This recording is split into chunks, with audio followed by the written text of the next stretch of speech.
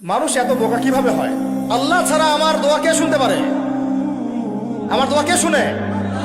আমাদের দোয়া শুনে আল্লাহ, আর কেউ না। আল্লাহ রাব্বুল আলামিন আমার সেজদা পাওয়ার হকদার, আর কেউ না। আল্লাহ রাব্বুল আলামিন আমার বিধান দেওয়ার হকদার, আর কেউ না। আল্লাহ পাক আমাকে বাঁচান, আর কেউ বাঁচায় না। আল্লাহ পাক আমাকে খাওয়ান, আর কেউ খাওয়ায় না। আল্লাহ আমার উপকার করেন, আর কেউ করতে পারে না। যদি কোনো অকল্যাণ স্পর্শ করে সেটা আল্লাহর হুকুমে করে, আর কেউ করতে পারে না। আল্লাহ ছাড়া কোনো ইলাহ নাই, কোনো মাবুদ নাই, কোনো বিধানও নাই। আল্লাহ ছাড়া কোনো ইলাহ নাই, কোনো মাবুদ নাই, ইবাদত পাওয়ার হকদার কেউ নাই, কোনো হুকুমও নাই। এর বাইরে যদি যাই আমরা মুশরিক হয়ে যাব। এটা ধর্মীয় অঙ্গনে আপনার সংস্কৃতির মধ্যে এগুলো আছে। হুতুম পেশা নিয়ে রাস্তাঘাটে ঘুরবে আমাদের ছেলেপেলে কয়েকদিন করে, ঘুরছেও আর এর আগে কয়েকদিন। ও মনে করে যে হুতুম পেঁচা আমার কল্যাণ ডেকে নিয়ে আসবে। শুভ অমুক বর্ষ, মানে শুভ মানে এটা আপনাকে শুভ নিয়ে আসবে। পেশা আমার শুভ কিভাবে নিয়ে আসবে?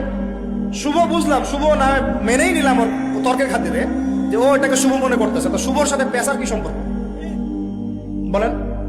পেশা, বাদর, হনুমান এগুলোর মূর্তির সাথে মুসলমানদের কি সম্পর্ক? এগুলোর সাথে শুভ অশুভের কি সম্পর্ক?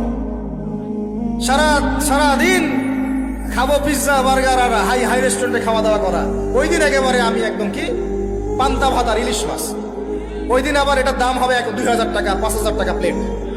মানে গরিবের সাথে একটা মস্করা করা, গরিবের সাথে একটা টিটকারি মারবার। এই গরিব মানুষরা পান্তা ভাত খাইতে কিন্তু মজা লাগে আমার। আমরাও খাই মাঝে মাঝে, যারা খায় না তারা তো জানে না। পান্তা অনেকে বাধ্য হয়ে খায়, খাওয়ার নাই বাসায়, পান্তা বাধ্য হয়ে খায়। ওটাকে আপনি 5000 টাকা প্লেটে, 3000 টাকা প্লেটে খাওয়াচ্ছেন, গরিবের সাথে মস্করা। ওই টাকাটা তো গরিবকে দিতে পারতেন। কুরবানিদের সময় এরা বের হয় যে গরু কুরবানি না করে টাকাটা যদি দিত মানুষকে, তাই না? আমরা তো গরু কুরবানি করে 3 ভাগই করি। 1 ভাগ তো দিয়েই দিই মানুষকে, মিসকিনদেরকে 1 ভাগ দিয়ে দেই, 1 ভাগ কাকে দেই? আত্মীয়দেরকে দিয়ে দেই, আর 1টা ভাগ আমরা খাই। আমরা কি সব পুরা গরু ভোগবাদী দর্শনে খাই? এটা ত্যাগের চেতনায় খাওয়া। তুমি কয়দিন একটা পশু জবাই করে 3 ভাগ করে মানুষকে দিছো? হ্যাঁ, একটা ব্রয়লার মুরগিও তো 3 ভাগ করে মানুষকে খাওয়া না। এরা হচ্ছে সংস্কৃতির নামে যা চলতেছে, এটা নিয়ে আমি ইনশাল্লাহ আরেকদিন কথা বলবো। সংস্কৃতির নামে যা চলতেছে আপনাদেরকে মুশরিক বানাই ফেলতেছে। মুশরিক হয়ে যাচ্ছে আমরা এভাবে। আমাদের সংস্কৃতি এমন সংস্কৃতি আমরা লালন করি, পালন করি অবশ্যই, যেটা আমাদের জাতির সাথে মিল আছে, বাঙালি সভ্যতার সাথে মিল আছে, কিন্তু এটা কুরআন সুন্নাহর সাথে সাংঘর্ষিক না। যদি সাংঘর্ষিক হয় আমরা সেটা নিতে পারবো না।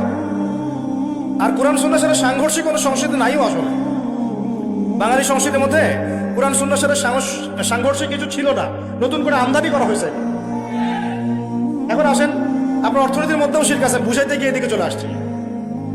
আমার হাতে একটা কিতাব দেখা যায়, কি এটা বলেন? আমরা সবাই এটাকে ভালোবাসি, মহব্বত করি, সত্যি করে বলেন? আল্লাহর কিতাব, নাউজুবিল্লাহ, কেউ যদি কোনো অমুসলিম জ্বালায় দেয় আপনার সামনে, আপনার রাগ উঠবে? আচ্ছা বুঝলাম, এটা তো বুঝলাম, আপনার আবেগে আমি শ্রদ্ধা করি। এখন এই কিতাবের মধ্যে আল্লাহ পাক সুদ হারাম করছেন। এই কিতাবের মধ্যে আল্লাহ বলেছেন যে চুরি করলে চোরের হাত কাটে দিই। এই কিতাবে আল্লাহ বলছেন তোমরা ইয়াংরা স্পেশালি জেনার কাছেও যাও না।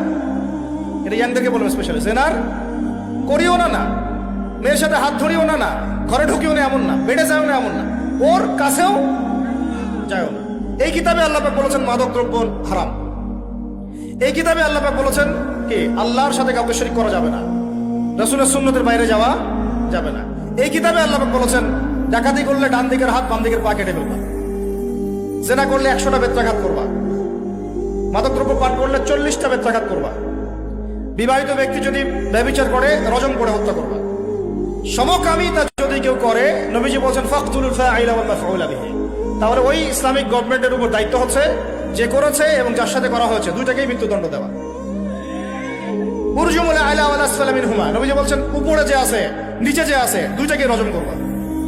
এখন এগুলো কোরআনের কথা, আর আপনারা বলছেন আপনারা এই কোরআনকে ভালোবাসেন। বাস্তবিক অর্থে আমাদের এই দাবিটা 100% সত্য না। আমরা মোটেই কোরআনকে মন থেকে ভালোবাসি না, আমি বিশ্বাস করি না এটা। যদি কোরআনকে মন থেকে ভালোবাসতেন আপনি এখন কোরআন তেলাওয়াত করা শিখতেন। কোরআনকে যদি আপনি ভালোবেসেই থাকেন, এই কিতাবের সমস্ত নিষেধ বর্জন করতে হবে। এটাতে কঠিন, এটা কঠিন, এটা কি কঠিন? কঠিন, এটা আসলেই কঠিন। আমল করা সহজ, নামাজ